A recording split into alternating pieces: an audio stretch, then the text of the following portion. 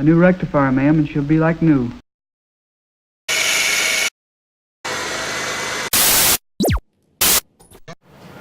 going to replace that pulley there, which is the top idler pulley, in this case on a BA family gear, or Falcon, same thing. But before we get into it, let's just try, without killing the camera here, to see what it sounds like currently if it picks it up. And hopefully I don't get the camera jammed, or else this could be an interesting video.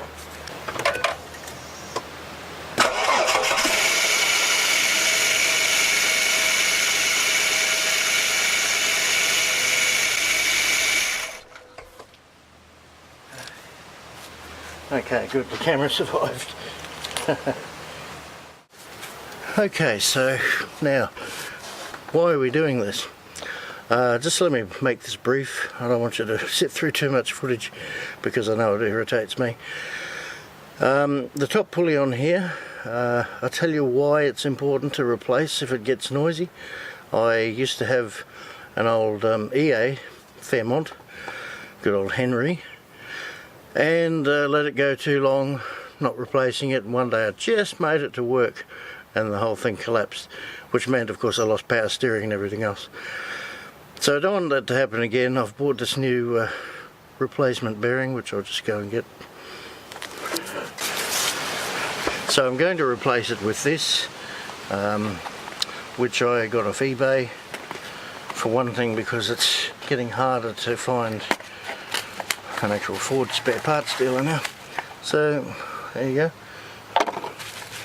and it just looks like this. A nice pulley, actually made in Japan, the bearing supposedly. So what I'd planned on doing is to pull the bearing out of the old one and go to a bearing place and then buy another bearing and drift it in. But these days, you know, it actually works out cheaper usually to just buy an aftermarket part, which I've done. This was 20 bucks with a, I think, free delivery. Anyway, so why did this, and the car's just done a little bit over 100,000 K, which isn't a lot, so why did it need replacing? Well, this is my theory based on coincidence and circumstance. I happened to gurney power wash the whole engine bay recently, and the very next morning when I used the car I heard this sound, which you might have picked up then. So what I think I did was accidentally, even though they're a sealed bearing, I think I pressure washed the grease out of the bearing. Somehow it went past the seal. Anyway, like I said, they're a sealed bearing, so yeah, you don't want that to wear out prematurely. You'll probably get it a while once it starts getting noisy, but for the sake of 20 bucks, do you want to be stranded? Okay, let's just get straight down to tin tacks and replace this pulley. So all we need for the top pulley is a 10mm, and you simply put that on there obviously and rotate. Now before I do that, that is the tensioner down there. I believe it's a 3/8 bolt that goes in there. It's a little bit awkward, so we're going to try to remove this without releasing the tension. So let's go.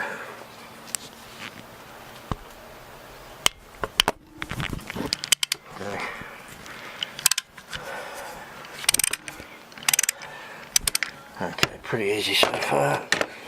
Screw that out.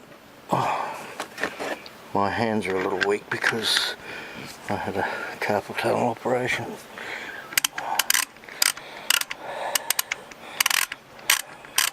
Okay.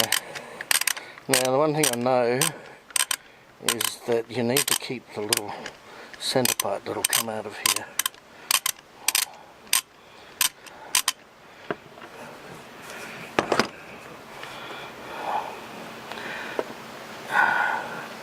You can see it's got a little centre part coming straight out of the middle there.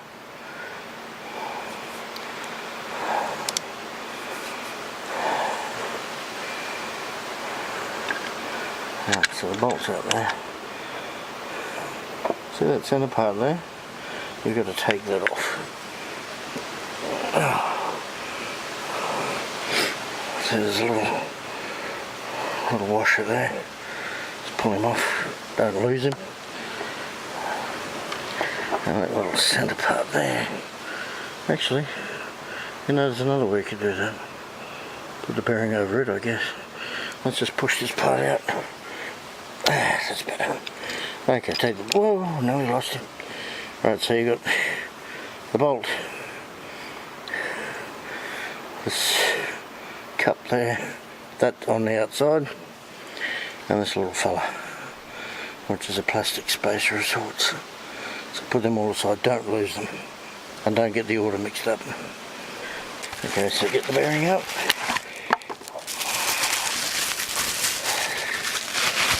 There's your new bearing, and simply reverse. So first we're going to pop this little bugger in there. A nice easy fit. Oh, nice easy fit. Doesn't seem to matter which side the thing comes out either. Anyway, so then just give that a wipe down there, I guess. Let's put him back in there. Oh, sorry. Pop him back in there. Make sure everything's in place. See? So got that. Now what's missing? Who remembers? Oh yeah, that little, it's actually a rubbery thing. It goes in there. So let's see if, yeah. So that's ready now, in other words, to put on. Now we just have to pull the old one off, of course. Who can see that I forgot to do that first? Ha! Alright, so there's a bit of tension there. But I think we can... Oh! Okay, there's a bit of tension. Ouch! So there's your old fella. Original Dayco Ford one. But yeah. Okay, well, obviously the new one's got to go in there. So let's see if we can get it in position without adjusting the tensioner. I'm having my doubts, but can but try, as they say. You don't want to lose that little screw either, is the main thing. Oh, okay.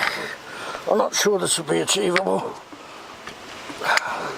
Especially not one-handed without an assistant. Let's try it. Oh, God. Oh, actually, I think it is. Oh, you know what? I think it is. Oh, the bucket. Whew. It is. So, sorry for blocking your camera. I just want to nip this up a little bit. I'll be damned. Okay. Ah, there you go. Well, you saw it as soon as I just get a little bit of tension off that till we get the thread.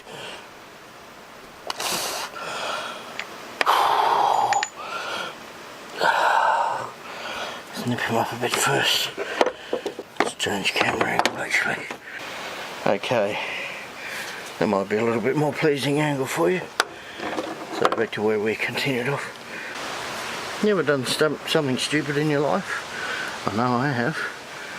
Because that entire reassembly video I was filming that pulley instead of that. That's the benefit of doing things on your own. Fucking wasted the entire thing, didn't I? So we got a bit of tension there. Let's try and start it by hand, I think. Done up. Right. Oh, it's easy. Hope I'm not blocking your view, but you don't need to take the tension off. Not really. So far that's looking good. Cool. Should I play this video back to see if I've got the new pulley on? Feels alright. Might put that on now. Let's make sure it's home properly. Definitely feels like it's just one nice little. It's in there fine. Alright, let's tension it up. There probably is a specific torque, but I haven't looked it up in the book.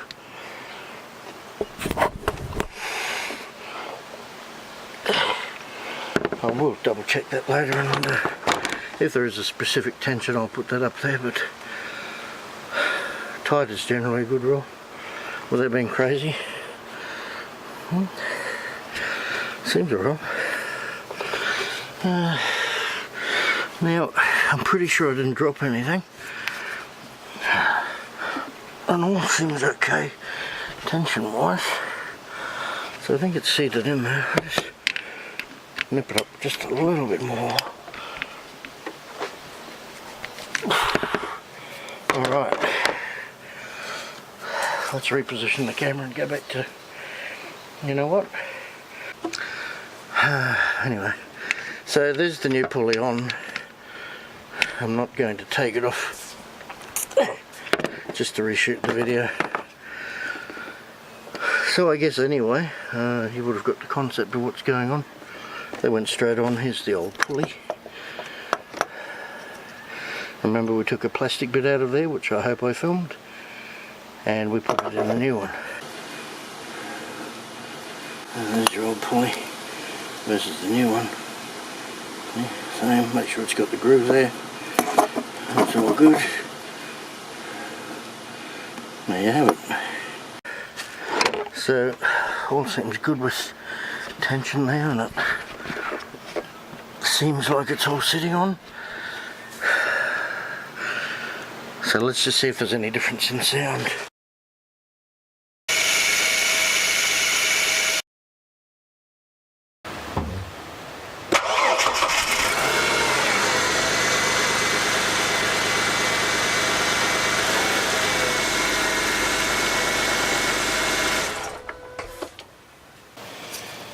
Oh yeah, definitely noticed straight away the difference in the sound. Much quieter again, like it should be. So, if I got any of that actually on film, there you go, that's how to do it. Quite simple. As you saw, I didn't need to take the tension off, so that's handy. But definitely if you've got a bit of noise, lucky I was able to work out it came from that pulley.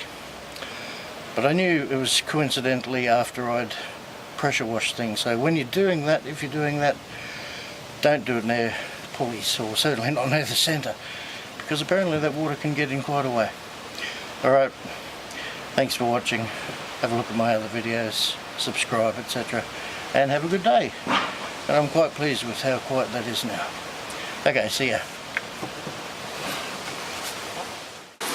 Just as a matter of interest, I was looking at the old pulley, and the new pulley was quiet, dead quiet as you moved around. I don't know if you can hear it in the wind, but check out this one.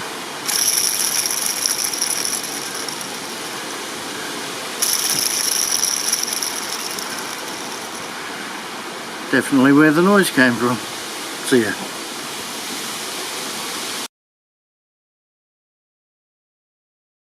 On older vehicles you can get wear in the tensioner pulley. That will require removal of the tensioner. However, as you've seen, you don't need to disassemble anything to replace just the top pulley.